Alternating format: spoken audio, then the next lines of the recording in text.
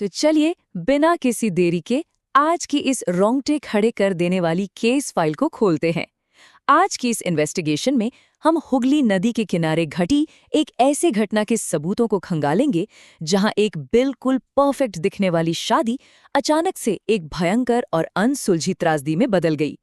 ये सिर्फ कोई सुनी सुनाई बात नहीं है, बल्कि सबूतों पर आधारित एक ऐसा मामला है जो हमारे सारे लॉजिक और विज्ञान की हदों को तोड़कर रख देता है। हमारी आज की इस जांच के सेंटर में एक बहुत ही डरावना सवाल है। सोच कर देखिए, क्या हो अगर आपके ही घर में रहने वाला कोई अपना अचानक से किसी बेहद खतरनाक और अनजान साए में बदल जाए। बस यहीं से शुरुआत होती है हमारी आज की इस इन्वेस्टिगेशन की, जो यकीनन आपको अंदर तक झकझोर कर रख देगी। अब देखिए, हर क्राइम सीन की तरह शुरुआत में सब कुछ बिल्कुल नॉर्मल था। संजीत और काजल की शादी को पूरे 2 साल हो चुके थे और ये वक्त बेहद शांति से गुजरा था। लेकिन फिर काजल की बिहेवियर में बहुत ही अजीब छोटे छोटे बदलाव आने शुरू हुए। ये बदलाव इतने बारीक थे कि शुरुआत में किसी का भी ध्यान इस तरफ गया ही नहीं। एक इन्वेस्टिगेटर के नजरिए से अगर हम देखें तो काजल की बिहेवियर में आया ये गैप हमारा सबसे पहला और सबसे बड़ा सुराग है। जो काजल पहले बिल्कुल शांत रहती थी, जिसे मछली से सख्त नफरत थी, वो अचानक से एकदम खामोश हो गई। वो हर रात हुगली नदी के काले पानी को घंटों तक घुरती रहती, सिर्फ लाल साड़ी पहनने लगी और तो और कच्ची मछली खाने की अजीबोगरीब जिद करने लगी। यहाँ से हमारा शक यकीन में बदलने लगता है कि काजल तेजी से किसी और ही चीज में ट्रांसफॉर्म हो रही थी। जरा इस टाइमलाइन पर नजर डालिए। एक बहुत ही खौफनाक पैटर्न साफ नजर आता है। पहले 10 दिन सिर्फ नदी को घूरना, फिर दूसरे तीसरे हफ्ते में लाल साड़ी और सफेद शंख की चूड़ियां पहनना, दूसरे महीने में कच्ची मछली खाने का वो खतरनाक जुनून, और फिर आता है हमारा सबसे बड़ा फिजिकल सुराग। तीसरे महीने में रातों रात संजीत की गर्दन पर गहरे दांतों के निशान का उभरना। अब ये मामला सिर्फ अजीब नहीं था, जानलेवा हो चुका था।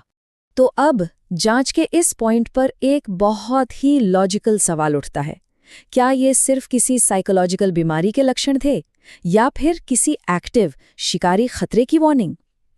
देखिए, जब संजीत की गर्दन पर सोते समय दांतों के निशान मिले तो इन्वेस्टिगेशन के नजरिए से हम किसी भी मेडिकल थ्योरी को तुरंत खारिज कर सकते हैं। हमारा क्रिमिनल घर के अंदर ही मौजूद था। और फिर आता है वो पल जहां हमें सबसे डरावना सुराग मिलता है, वो भी रात के अंधेरे में, सीधे किचन से। संजीत की अचानक नींद टूटती है। वो किचन में जाता है और क्या देखता है? काजल कच्ची मछली को किसी जंगली जानवर की तरह बेदर्दी से चबा रही थी। मछली का खून टपक रहा था और उसकी आंखें पूरी तरह से लाल थीं। ये वो मोमेंट था जब संजीत का आमना सामना उस खौफनाक सच्चाई से हुआ जो अब उसकी पत्नी का रूप ले चुकी थी। लेकिन रुकिए, बात सिर्फ टपकते खून या लाल आंखों तक ही खत्म नहीं होती। संजीत ने कुछ ऐसा देखा जो एनाटॉमिकल तौर पर यानी इंसान के शरीर के लिए पूरी तरह से इम्पॉसिबल है। काजल के पैर उल्टे थे। जी हाँ, बिल्कुल उल्टे। ये एक ऐसा फिजिकल सुराग था जिसे देखकर संजीत मारे खौफ के वहीं फर्श पर बेहोश हो गया। अगली सुबह एक ऐसा सबूत मिला जिसने सारे डाउट्स क्लियर कर दिए।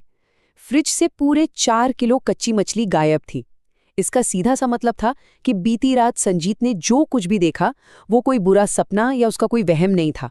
वो एक खौफनाक फिजिकल रियलिटी थी जिसने अब उनके ही घर में डेरा डाल रखा था। अब गर्दन पर दांतों के निशान और इन बढ़ते सुरागों को देखकर संजीत ने बिल्कुल सही कदम उठाया। उसने एक एक्सपर्ट को अप्रोच किया। वो सीधा शोभा बाजार के एक पुराने तांत्रिक के पास पहुंचा जो डार्क एंटिटीज यानी बुरी आत्माओं को पहचानने में माहिर था। हमारे केस फाइल में ये एक बहुत ही क्रिटिकल टर्निंग पॉइंट है। एक्सपर्ट एनालिसिस के बाद फाइनली हमारे सामने असली अपराधी का प्रोफाइल आता है। वो थी एक शाकचुन्नी। बेसिकली ये एक अविवाहित मृत महिला की आत्मा होती है जो किसी शादीशुदा औरत के शरीर पर कब्जा कर लेती है ताकि वो उसकी जिंदगी जी सके और उसके पति का खून पी सके। ये इन्वेस्टिगेशन प्रोफाइल उस लाल साड़ी, शंख की चूड़ियों और कच्चा मांस खाने वाली हरकतों को पूरी तरह से लॉजिकली एक्सप्लेन कर देता है। इस खुलासे के साथ ही हमारी ये इन्वेस्टिगेशन समय के खिलाफ एक रेस में बदल जाती है। तांत्रिक ने जो बताया वो रोंगटे खड़े करने वाला था। संजीत की गर्दन पर मिले दांतों के निशान असल में बहुत ही कैलकुलेटेड तरीके से खून निकालने का एक प्रोसेस था और ये एंटिटी तब तक वो शरीर नहीं छोड़ेगी जब तक संजीत के शरीर से खून की आखिरी बूंद भी खत्म न हो जाए। एक तरह से मौत का काउंटडाउन शुरू हो चुका था। इस खतरे को हमेशा के लिए खत्म करने के लिए संजीत उस तांत्रिक को अपने घर ले आया। तय हुआ कि शाम ढलते ही उस एंटिटी का आमना सामना किया जाएगा। ये हमारे इन्वेस्टिगेशन का क्लाइमैक्स है, जहां उस सुपरनैचुरल सस्पेक्ट को अपनी छिपने की जगह से बाहर आने पर मजबूर किया गया। लेकिन इस आमने सामने की टक्कर में हालात बहुत तेजी से आउट ऑफ कंट्रोल हो गए। सबसे पहले घर का टेम्परेचर अचानक से बहुत ज्यादा गिर गया, एकदम बर्फ जैसा। फिर काजल की आंखें खून जैसी लाल हो गईं और उसकी सफेद चूड़ियां जोर जोर से खनकने लगीं। तांत्रिक लगातार मंत्र पढ़ रहा था, लेकिन उस एंटिटी ने पलटवार किया। पूरा घर घुप अंधेरे में डूब गया और उस शाकचुन्नी ने उस इकलौते एक्सपर्ट को ही खत्म कर दिया जो उसे रोक सकता था। अगली सुबह जब अथॉरिटीज मौके पर पहुंची तो उन्हें जो क्राइम सीन मिला वो किसी भी लॉजिक से परे था। संजीत और तांत्रिक दोनों की लाशें फर्श पर पड़ी थीं। उनके शरीर पूरी तरह से सफेद पड़ चुके थे, क्योंकि उनके अंदर खून की एक बूंद भी नहीं बची थी, और दोनों की बॉडी पर गहरे दांतों के निशान थे। मेडिकल एक्सपर्ट्स भी पूरी तरह से सन्न थे, क्योंकि कॉज ऑफ डेथ को लेकर उनके पास कोई भी साइंटिफिक जवाब नहीं था। और ठीक इसी पॉइंट पर ये केस फाइल और भी ज्यादा उलझ जाती है। वो फिजिकल वेसल यानी काजल, जिसका शरीर उस एंटिटी ने हाईजैक किया था, वो उस क्राइम सीन से पूरी तरह से गायब थी। कोई सुराग नहीं, कोई नामो निशान नहीं। अधिकारियों को सिर्फ वो 2 लाशें मिलीं जिनका पूरा खून चूसा जा चुका था। हमारी मुख्य सस्पेक्ट मानो हवा में गायब हो गई।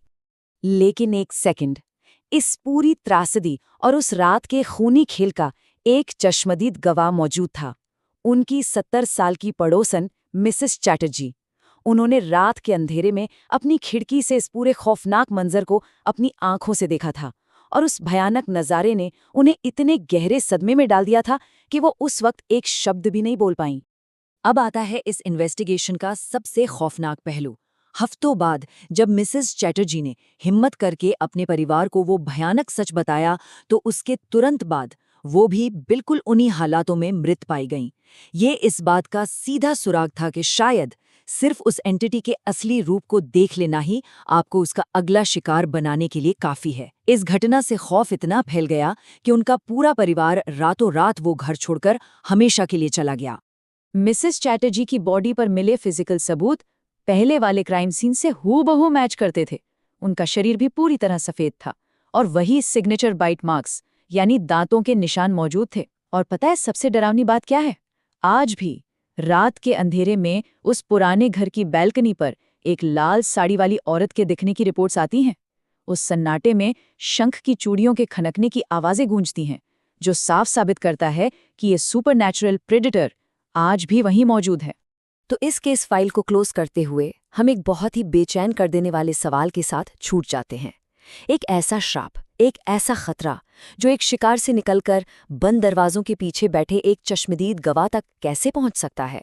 ये इन्वेस्टिगेशन हमें याद दिलाती है कि भले ही अथॉरिटीज केस फाइल बंद कर दें, लेकिन कुछ शिकारी कभी अपना शिकार करना नहीं छोड़ते। और सबसे खौफनाक बात, जरा सोचिए, आज रात उस बैल्कनी से कौन देख रहा है?